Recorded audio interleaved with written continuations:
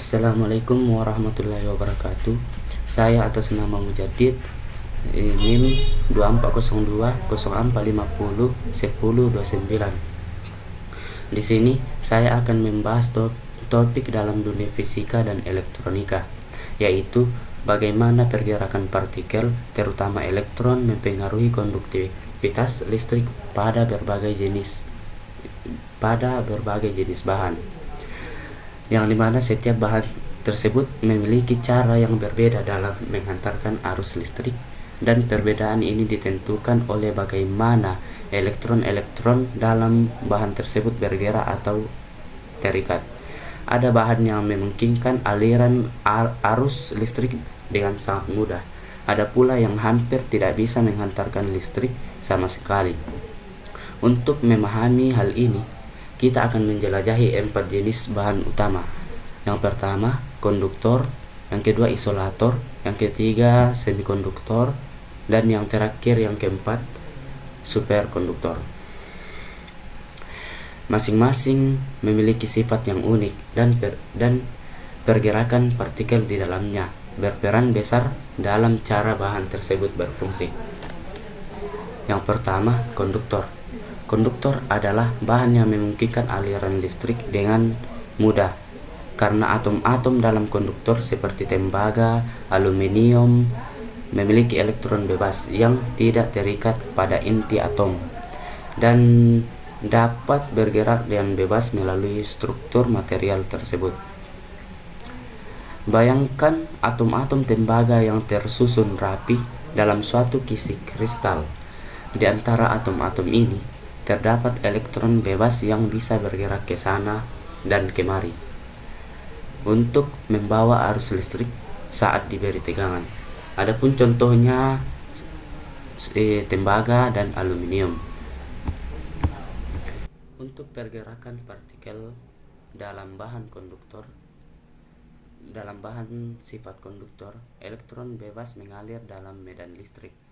Pada konduktor seperti tembaga atau aluminium, elektron bebas bergerak dengan mudah dalam struktur kristal dan bahan tersebut. Ketika tegangan diterapkan, elektron-elektron ini bergerak menuju kutub positif dan membawa arus listrik. Selanjutnya, yang kedua, isolator. Isolator adalah bahan yang sangat membatasi aliran listrik. Ini karena atom dalam isolator memiliki elektron yang terikat erat pada inti atom dan tidak bisa bergerak bebas. Elektron-elektron ini tidak dapat berpindah dari satu atom ke atom lainnya, sehingga tidak ada arus listrik yang bisa mengalir. Dalam bahan isolator ini, seperti karet atau plastik, elektron terikat erat pada atom dan tidak bisa bergerak. Ini menjelaskan mengapa bahan tersebut tidak menghantarkan listrik. Adapun contoh bahan isolator seperti karet, plastik, dan kaca.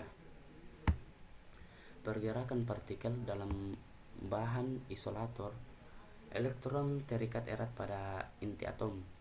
Berbeda dengan konduktor, isolator seperti karet atau plastik memiliki elektron yang terikat erat pada inti atom. Dalam bahan ini, elektron tidak bisa bergerak bebas karena kuatnya gaya tarik inti atom terhadap elektron.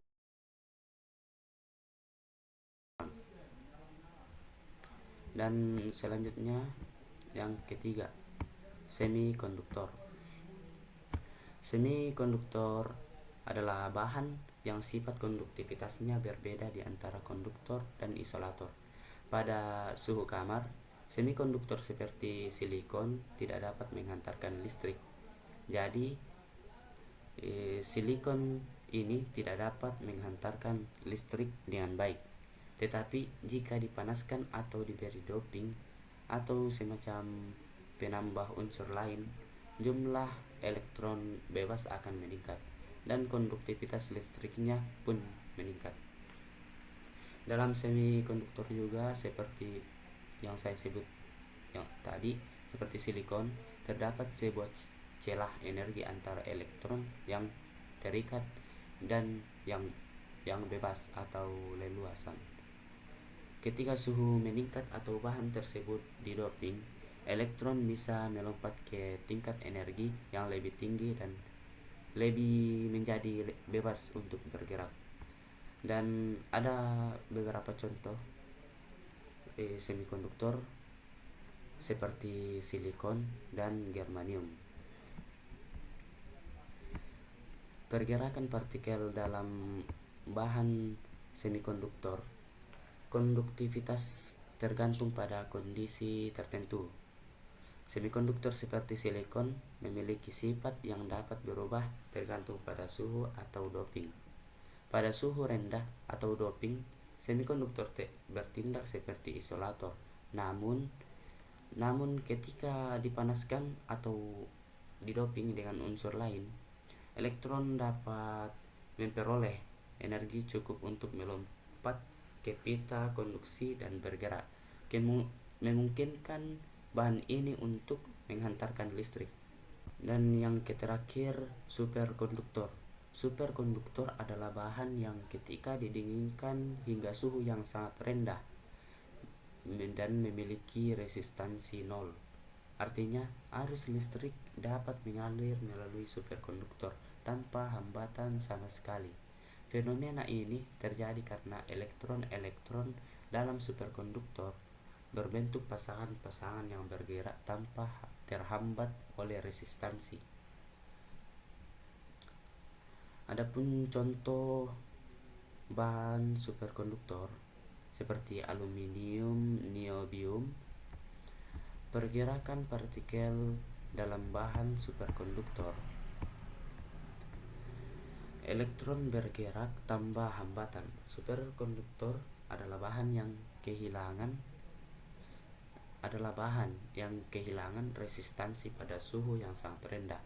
Pada suhu ini, elektron bergabung membentuk pasangan yang disebut pasangan Cooper dan bergerak tanpa terhalang hambatan atau resistansi.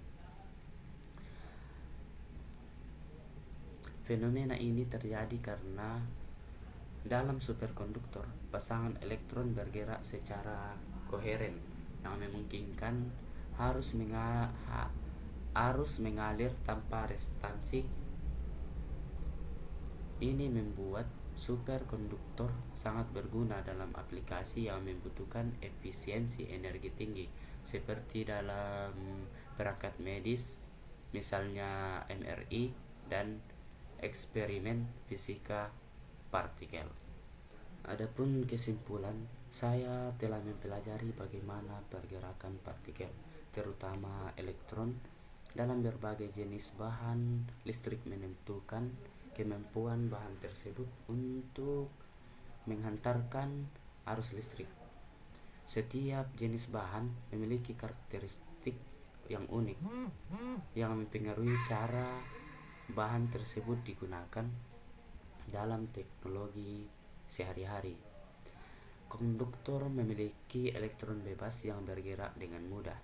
Kemungkinan aliran arus listrik dengan efisien seperti pada kabel listrik dan komponen elektronik.